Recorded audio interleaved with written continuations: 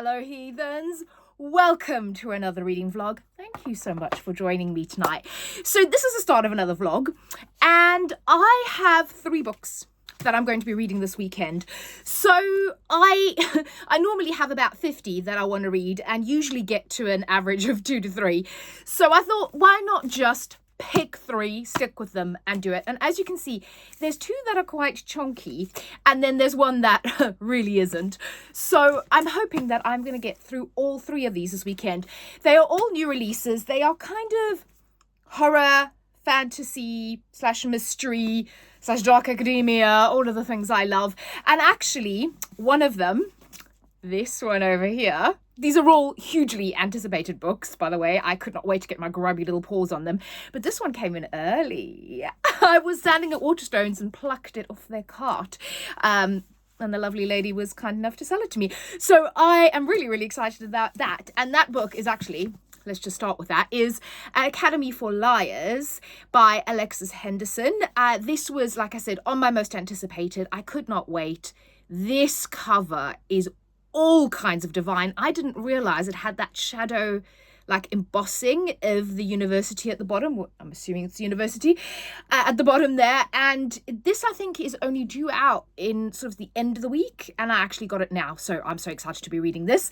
Then the second, so this is, let me tell you what it's about. That would be useful. So Academy for Liars by Alexis Henderson. Alexis is the author of House of Hunger and The Year of Witching. And I need to read both of those. But this just sounded right up my alley. So this is about a woman who, I believe she's engaged and she's at her engagement party and she sees her fiancé in the bathroom getting it on with her friend. So she kind of leaves the party distraught, and then she gets like a weird phone call and this invitation to come study at Drayton Academy. And she's just like, well, hang on, I haven't applied to anything. Why, who are you people? And she goes to this mysterious academy because hell, she's got nowhere else to go. Her life's just imploded, and she learns there that she may have some magical abilities, and it goes from there. And apparently it is fantastic. I mean, it is blurbed by, this better be good, it is blurbed by some of my all-time favorite authors. It's blurbed by Alex E. Harrow, Olivia Atwater, the New York Times, Hannah Witten, Rachel Harrison, and S.G. Gibson. Hello, that's like a greatest hits parade. So excited, like getting straight on that this weekend. Then the second one I'm so excited about is this gorgeous, gorgeous cover. Again, let's appreciate the cover for like 10 hours. I mean, stunning. This is the debut novel by Susan J. Morris, and it is Strange Beasts. Now, this book is kind of described as a Sherlock Holmes meets Dracula, the worlds of Sherlock Holmes meets Dracula. So the 2 main characters in this are the daughter of Dr. Moriarty from the Sherlock Holmes stories and the daughter of Mina and Jonathan Harker from Dracula. And they are apparently, they work at this kind of institute that investigates like paranormal or creature-like activity. So it's a bit like a paranormal MI5, I think, or Scotland Yard. And it is set in the sort of the early 1900s. So most of the story apparently is set in Belle Epoque, Paris, which, are you kidding me? Anything set in Paris but Belle Epoque, Paris, with the descendants of Moriarty and the Harkner. Again, Penny Dreadful vibes. Love Penny Dreadful, but this is just, and there's like a mystery to solve and they're investigating and there's all sorts of mystical creatures. I mean, wow, could this be any more up my alley? I have huge expectations for this and it is just utterly beautiful to look at. So there's that. And then the third book I've got is Daisy Johnson's new book, and this is The Hotel. Now, I read a Daisy Johnson book, The Sisters, which is, I'll get it out of the pile of books if I can, hang on, which I really love. This book is very trippy. It's also a horror book. Actually, I'll talk about this a bit more when I do the wrap up. So I picked up this. Now, this is a collection of short stories. I am notoriously not a short story reader. I do short story collections. I always think they're a good idea and then they sit on my shelf and I never read them. However, I was listening to Daisy Johnson speak. So she was being interviewed. Her and Johnny Compton were being interviewed. And they were talking about their respective books. And she was talking about this, about the hotel. And she was saying that the stories in here are interconnected. So I was like, if I'm going to like a short story collection, I like the idea of it being interconnected. And this just sounded a little bit like, kind of like the Eagle Song Hotel California. Or if you've seen the American Horror Story Hotel season. And it says, a place of the myths, rumours and secrets, the hotel looms over the dark fens, tall and grey in its gothic splendour, built on a coast island, a history of violent deaths, its very foundation, yet it has a magnetism that is impossible to ignore. And then you've got these varying stories sort of on entering the hotel. And I just thought, if anything would get me to short stories, that would be it. And it just sounded so deliciously, creepily wonderful that I could not resist.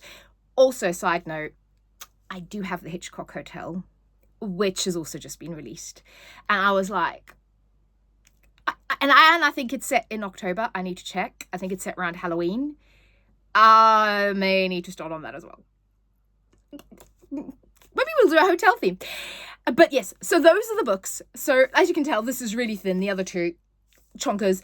I'm going to get reading. I will update you soon. Yeah, speak to you soon. Happy reading. Okay, this book, I am already utterly and completely in love with this. So I think I said to you, it starts with Lennon, who's our main character. Her life kind of implodes when she catches her fiance with another woman. And basically she runs out of her own engagement party. She gets in the car and she drives. And you kind of realize that she's only 20 at this point, but you know, she was ready to kind of get married. She very much kind of lived her life around this guy. And she has like really, well, my impression is that she has quite low self-esteem. And she just feels like she doesn't matter. And as she's kind of leaving this party, she's actually wanting to kill herself. And she has these kind of blood thinner pills that were actually her fiance's in the car with her. And she kind of stops and she's like going to go into this sort of bathroom, I think in the mall, and take these pills. And really bizarrely, there's like a phone booth and the phone rings. And she's just like, that phone is ringing. And she goes to pick it up. And that's when this sort of weird voice says to her, oh, congratulations, you've passed the first couple of entry exams to go into Drayton College. You now need to drive to, I can't remember where she was driving to, but drive to somewhere else to go and do the rest of these entry exams to see if you'll be accepted into the college. And it's like so bizarre because part of me was thinking, surely you'd be like, what the hell? But then the other part of me was, I instantly had such a deep connection with Lennon because I completely understand her state of mind. I completely understand where she is and how bad she feels about herself and how low she is. And she talks about kind of her depression that she's had and sort of her mania and the depression. And that's something that I have had all my life. It's something that I deeply identify with. So part of me was thinking, but hang on, you wouldn't. And then a part of me was thinking, well, actually, if I was in that state and that whole idea of, I want my life to matter. I've had that exact thought. Like, you know, I want something to matter. Wow, I connected on such a deep level with this character, literally from the first couple of pages. Also, having not read Alexis Henderson. I keep mixing her up with Alex Hero, sorry. Alexis Henderson's writing before, it is beautiful. I immediately want to read her other two books now. I have House of Hunger on my shelves. I need to get The Year of Witching It's kind of been on my to buy list for ages, but it's like going to the top of it now. I love her writing. It's beautiful. I'll see if I can kind of get some passages next time I update you, but there's just, I haven't even been annotating or anything because I've just been so lost in the story. And she's kind of coming to Drayton, and she now has to do these like really crazy entry exams, and you're kind of, it's weird because it's very disorientating and it's very strange, but it's because the character is disorientated and it's strange, so you're kind of learning what's going on along with Lennon, and it just feels like, oh, this is so odd, this is so weird, this is kind of creepy, and it's kind of weird, but it's also kind of cool. Like the idea that you're at your lowest point and you get this almost like lifeline call to say, hey, hang on, you've been accepted to this university, is something extraordinary about you, you know, when you're sort of feeling like your life is completely pointless and you're wanting to end it. So I love that. And like I said, the writing, I love her writing. It's beautiful, but not too flowery to get through. I don't know if I can put this book down. It's just, I'm in love with it. I'm utterly in love with this character and the story, and I really hope it continues. Also, side note, do you love my Halloween blanket? It's my always blanket, but I just think it's perfect. Right, I'm gonna continue reading. I'll see you soon. Okay, I braved the torrential rain to go to Gales for a little bit of breakfast croissant, some great bread, some coffee, maybe some konduchi to go with it. Basically, it's horrible today, so I'm going to spend all day reading. Every one of us harbours a facet of ourselves that wants desperately to destroy us. A part of us that longs for our own annihilation. It tells you to jump when you stand beside a tall drop-off. It makes you want to put a knife through your own hand when you're chopping vegetables for dinner. It is hungry and it's corrosive, and it'll come for your soul and your sanity. This book. I'm really struggling to put my kind of thoughts into words about how much I love that book, and I think that passage gives you an idea of just how beautiful the writing is. I've got another one that just a sentence. I mean, there's so many sentences. I'm going to absolutely reread this and annotate and highlight this whole book and tab it, because at the moment I'm getting so lost in the story, which is a good thing, and the characters, that I'm not kind of stopping to do stuff like that.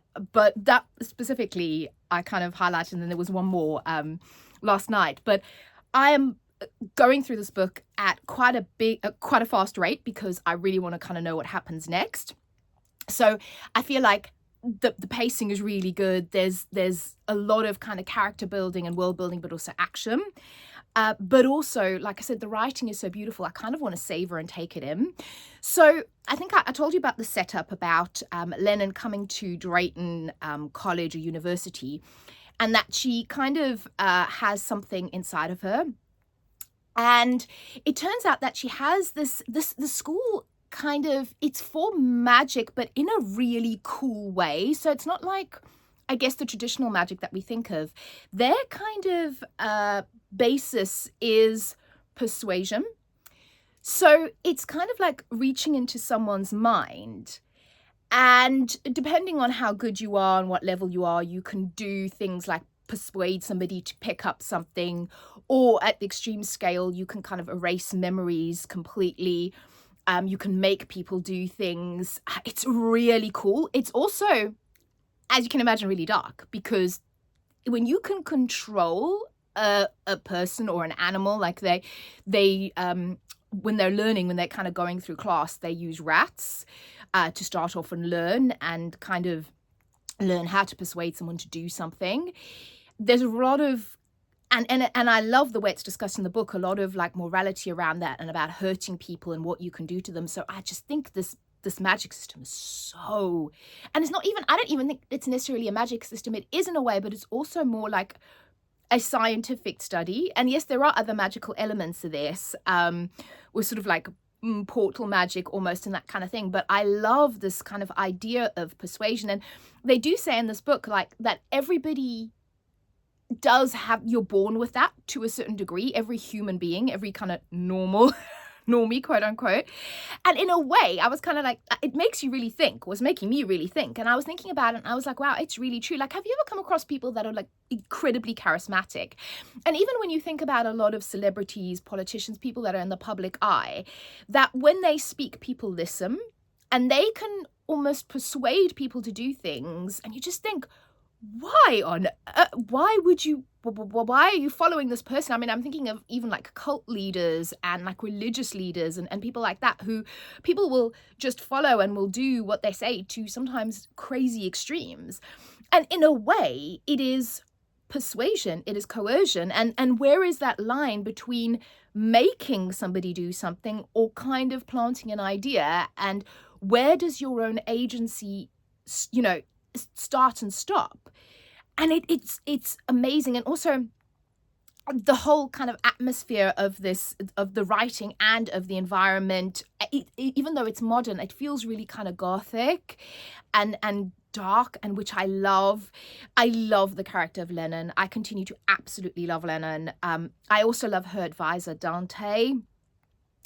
There is kind of a bit of a building romance in this book, but I wouldn't say that that's the focus of the book. So if that's not something that you're looking for, it really very much isn't the main focus of the book.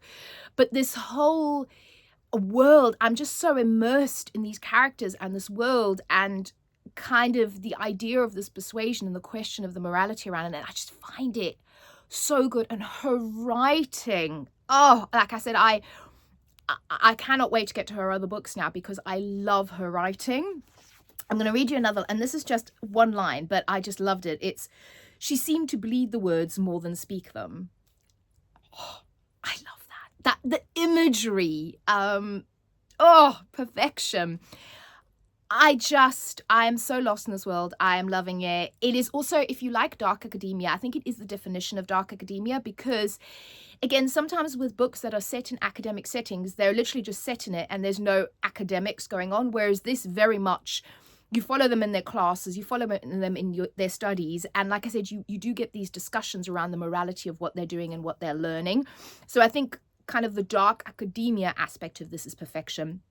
I don't have much. I'm on page 311.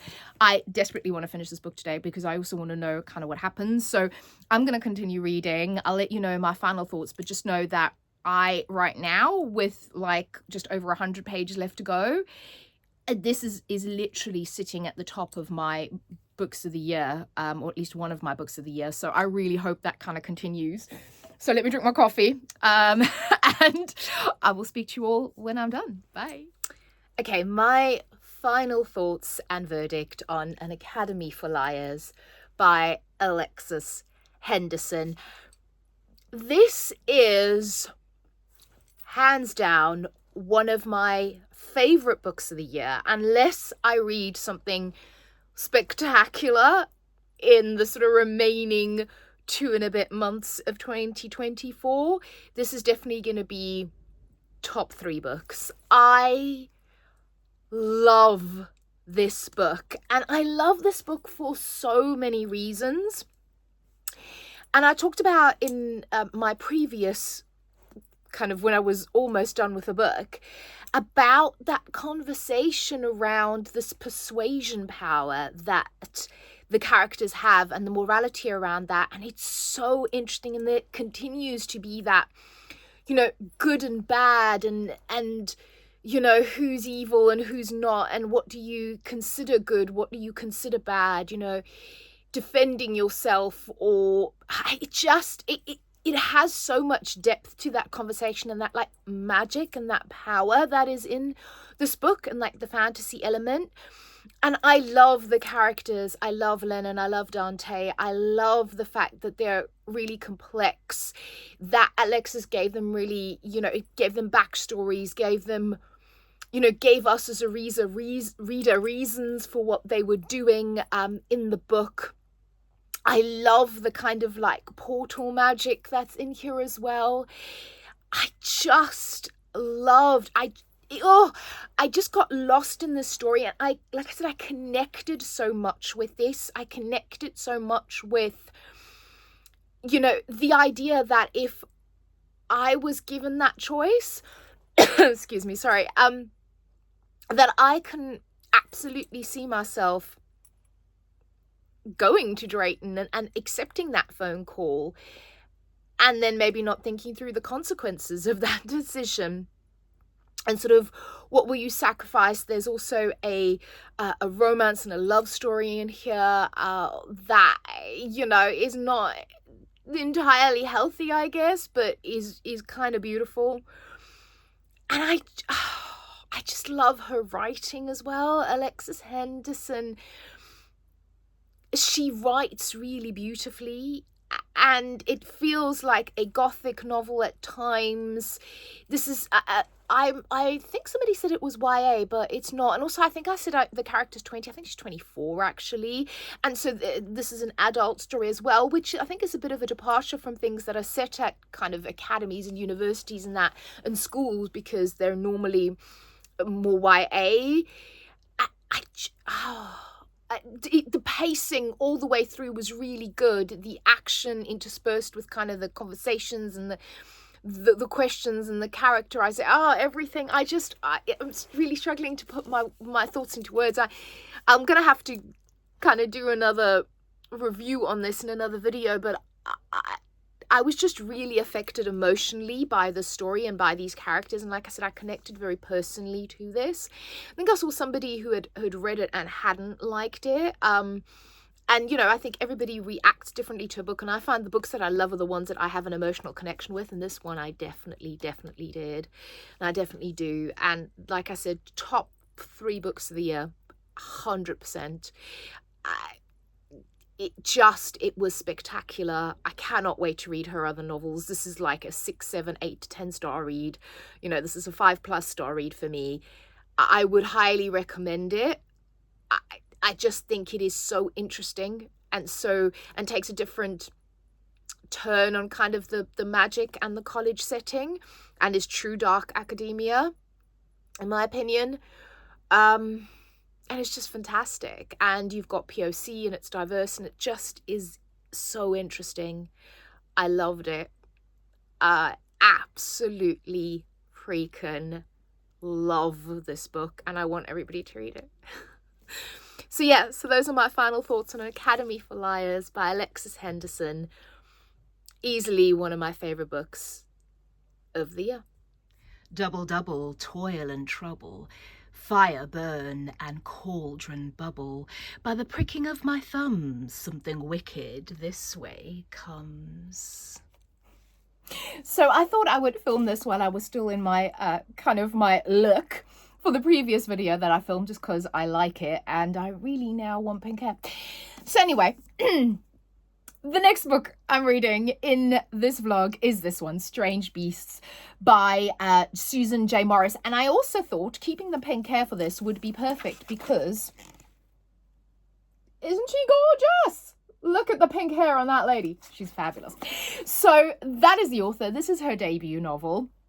And this is kind of melding the worlds of Dracula and Sherlock Holmes. And I started reading this, and I've gotten a few chapters in, and yeah, I'm loving it.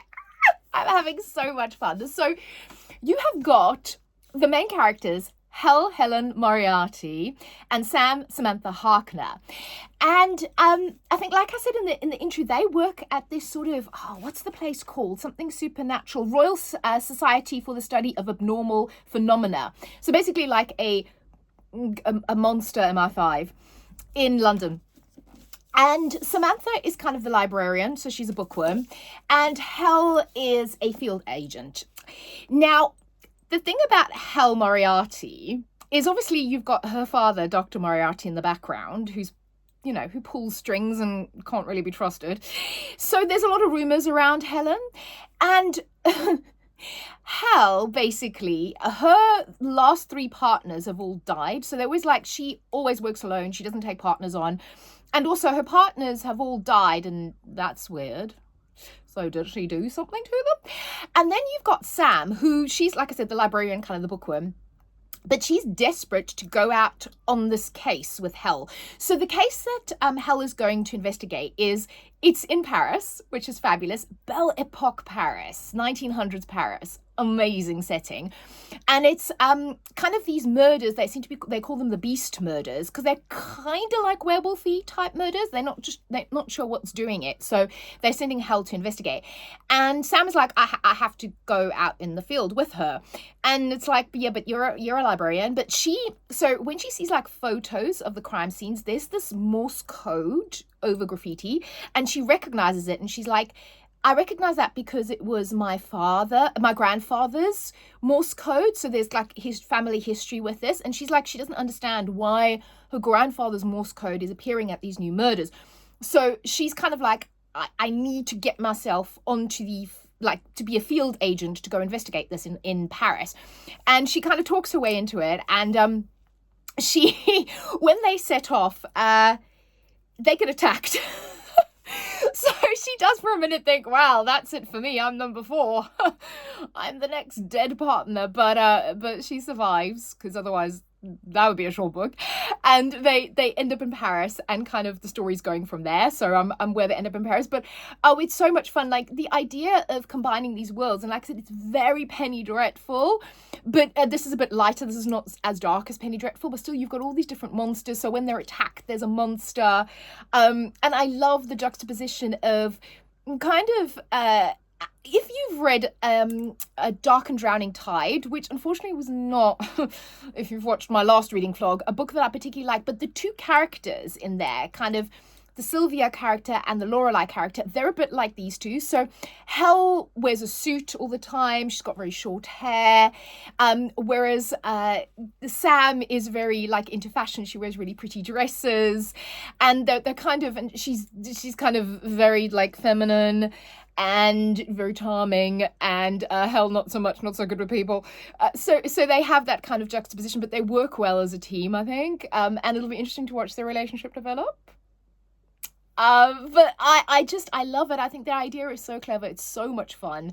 It's ideal for me because those are the two universes that I love, and I love that kind of combination. Like I said, you see that in the Penny Dreadfuls.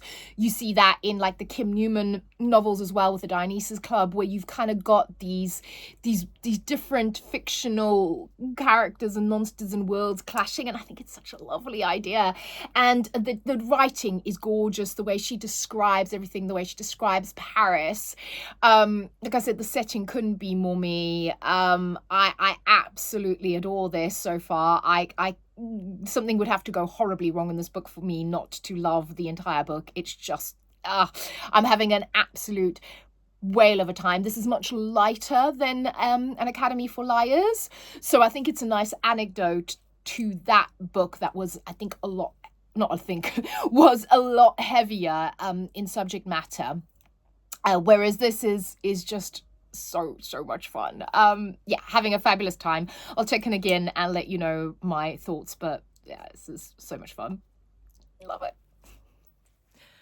Okay, wow. I don't know what kind of witchery Daisy Johnson has put on me, but I've loved a short story collection. Oh my gosh, I never thought this would happen. So I think I said in the beginning, I am notoriously not a lover of short story collections, and I have so many of them that kind of sit on my shelves and I've never read. So I was like, oh, okay, I'm going to try it. But oh wow, this lady has converted me. So I picked this up because I heard her talking about it and I thought the concept sounded really interesting, and it really is. So this short story collection is called The Hotel, and the stories kind of all interconnect, but what is really cool about this is the beginning of it is, well, the very first story is The Hotel, and what it does is it kind of gives you a history of this hotel. So the fact that the hotel was kind of, there's all sorts of stories about the hotel, the fact that it's haunted, that it was built on the site of a home where a woman was burned for being, or drowned for being, a witch. And that her kind of spirit almost has infected the ground and has infected the sort of building of this hotel. And then it kind of goes through, so you go from there to actually, the first story is The Witch, which is this woman's story. And then you've got like the building of the hotel. So you've got the people that are building the hotel, and then you've got various kind of visitors to it. And the very monster is a very, very good story in here. And you've got all these kind of happenings and these kind of hauntings happening in this hotel to these various people that are in it, both guests and people that work there. And then you also find out in the beginning, in that very first sort of like prologue story, that the hotel burnt down. And it sort of ties it, and in the end you get two stories of kind of what happened. The last one is the film, is what actually happened, when the hotel burnt down. So it's just, and then there's a story from one of the children's point of view, whose mother used to work as a night porter, which was one of the other stories. So it's very clever. It's very cleverly done with these kind of short vignettes, but they all relate to the larger theme of this hotel, and then they all kind of relate to each other and to different people. And it's just fantastic. There's a blurb on the front here saying Daisy Johnson is the demon offspring of Shirley Jackson and Stephen King, which I thought was really cool. And it kind of is, in a way. And I was saying, I read one of her other books called The Sisters, and that was really good as well. Actually, let me grab that book and I'll tell you about it. 1 second. And we're back. Okay, so you're going to get a bonus book in this video. So I read The Sisters, and first of all, that is a stunning cover. And this is so interesting. So this is about two sisters, September and July. And yes, they are called September and July because those are the months they were born in. But September and July, and it's kind of told in a very kind of trippy, odd way. Like when I first started reading this book, like from the first chapter, it felt like, in my head, it sounded like it had a rhyme and a rhythm to it. It was very strange.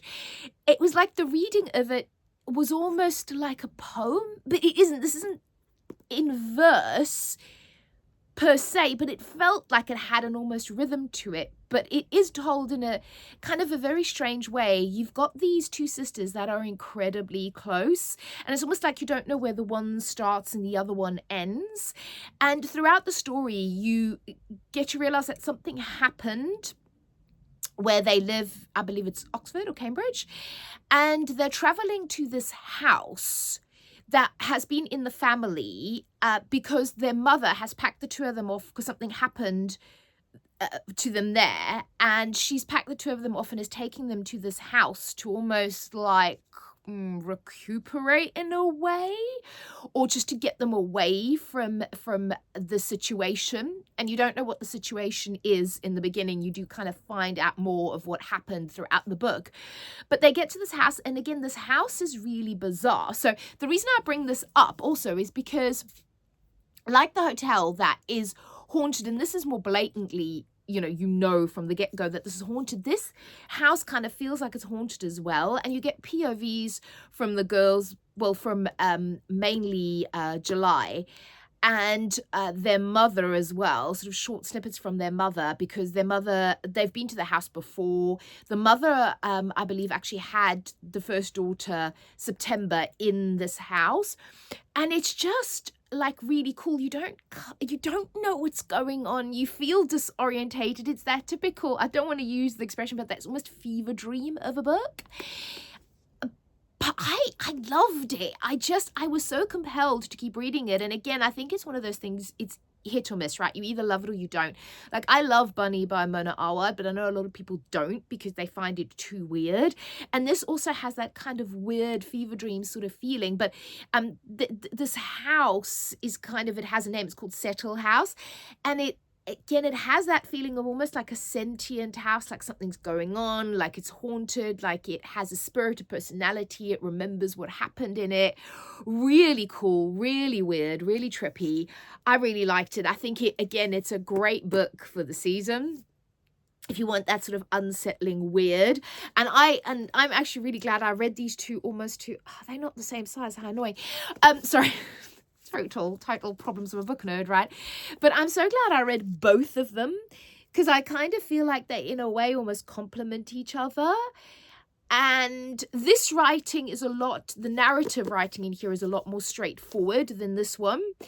But you have the interconnected stories. So I would actually probably say start with this one, although this is the newer release, but start with this one unless you really like the trippy writing and you know you're going to get on with it. But they're both really, really good. And I think she's the Booker. Yeah, she won the Booker Prize for Everything Under, which I have not read, which I'm now kind of tempted to try. So yeah, Daisy Johnson, like I said, witchery. This woman has witchery in her to make me really, really enjoy a short story collection. I mean, for me, this is like a 5-star short story collection. Yeah, it's really, really good. I just think I love her as a writer. I think she's really interesting and she's really creepy in an unsettling kind of way. Loved it. Okay, so I have a packet of, these are apparently glow-in-the-dark window stickers, and they are going to go up on my window. So it's going to be nice and spooky for Halloween. Okay, so this is what we're looking like. Oh, it's really cute. I'm just going to place my last bat here on the spooky house side. So I'm hoping they do glow in the dark. I will check back with you later to see if they do. It's a mocha. It's amazing. So my final thoughts on Strange Beasts.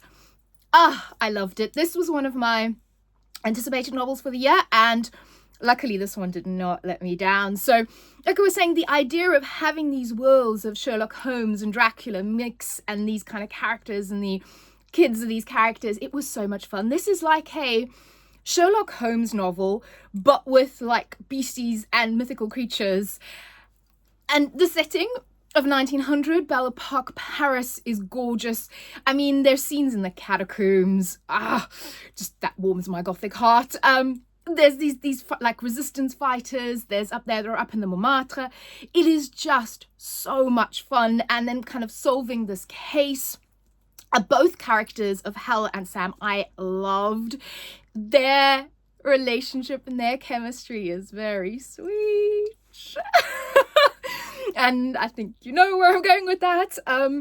It's just, it's so much fun. There's also sort of this meditation on friendship and trust, and kind of you start getting the familial backstory, and the epilogue absolutely sets you up for book 2. So I want book 2 stat like right now. But yeah, like I said, if you want a supernatural twist on like a classic Sherlock Holmes murder mystery, I 100% recommend this. Perfect for the season, but just perfect anytime. I think it's perfect for somebody who likes mystery novels, crime novels, but you know, you want a supernatural slant, fantasy, a little bit of horror. It's just so much fun. It literally is fun. And I adored An Academy of Lies, and like I said, I'm still thinking about it. I still need to wrap all of my thoughts around it. I'll hold it up over here. I'll make this my final wrap up for the video. But this is, I would say, it's a lot heavier, whereas this is just like a romp, a massive romp. So much fun. And then actually, I started reading, so I'll cheat it a little bit. I started reading 2 more books, and I'm not quite done with them, but I thought I'd just sort of sneak them in at the end of this video because I'm really enjoying both of them. So again, they're kind of different, same but different. So you've got Starling House by Alix E. Harrow. And again, this I was very much anticipating, and I bought it like the minute it came out. And oh my goodness, it's fantastic. So the writing in this is beautiful. It's so lyrical. And again, it's that kind of idea of this sentient house and the guardians of this sentient house.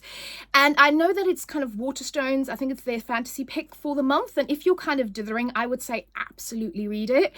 Like I said, the writing is absolutely beautiful.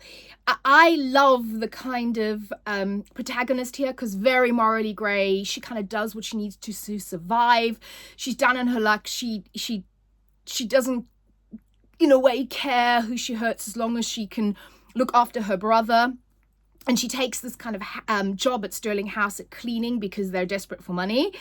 And the owner, the current owner or guardian of Sterling House in this little town, he is very eccentric. He kind of really hates her in the beginning. And they start to build a bit of trust, a bit of friendship. But then she's also asked to spy on him. And you kind of find out what's actually happening in this house and what he's doing as a guardian. It's obviously got fantasy, supernatural elements. Like I said, writing is beautiful. I love the characters. I love the relationships in this. Yeah, Opal she's the main character. I really like her. I love those kind of really tough, morally grey female characters. And this house is so much fun. It's properly sentient. It has its moods. It fluffs up the pillow for you if it wants to. It's very, very good. So if you've been thinking about reading this, I hugely recommend it. And I'll speak a bit more about that because I'm currently working on a video on haunted and sentient houses. And these are actually 2 novels that I'm reading for that video. And then the other one is The Hitchcock Hotel. And literally I just got this, and again, massively anticipated, had to start reading it. I've read a little bit of it. Oh, this is good. This is so good. So as you can imagine, also for the season, perfect. So again, if you've been eyeing this up, this is I think we're heading towards sort of a crime murder mystery type of thing, but it is sort of based on Hitchcock. So I was reading the note about the author. So Stephanie Robble, I think is the author, and it says back here that she was obsessed with Hitchcock all her life. So, he was the master of suspense, and this novel examines many of the themes that obsessed the master of suspense: voyeurism, vengeance, paranoia, and guilt. And it's really good. So you basically got this guy who owns this hotel called the Hitchcock Hotel, and he's obsessed with Hitchcock. And the whole hotel is based around Alfred Hitchcock and his movies, and he's got all the memorabilia and the themes and that. And he invites, it's set in October, and he invites 5 of his friends from university as a kind of a reunion to this hotel, and they're the only guests for sort of the weekend. And secrets and lies, right? They keep alluding to things that happened at university, and you're starting to kind of get some of the backstory. You're starting to get how everyone is maybe not what they seem, that they're not necessarily telling each other or themselves the truth. So it's fantastic. I'm really enjoying this so far. And again, the idea of almost a haunted hotel, but in a way that a person perhaps is making it a haunted hotel. I like that. I really, really like that. This is very good. So again, if you've been thinking about reading that, I would hugely recommend. But anyway, that was my video. Thank you so much for listening to me warble on. Like I said, the 2 Daisy Johnson books, fabulous. Those 2 extras, Strange Beasts, please read it if you like any of it. Like I said, if you think that sounds interesting, read it. It's so much fun, so readable. And An Academy for Liars. I am obsessed, and I'm obsessed with Alexia Harrow's writing. And I have 2 of her books that I'm now post-haste going to read. So, like I said, thank you for joining me, letting me know if you've read any of those books, if you have any recommendations. I will speak to you all going soon. Cheers and enjoy the season. Bye.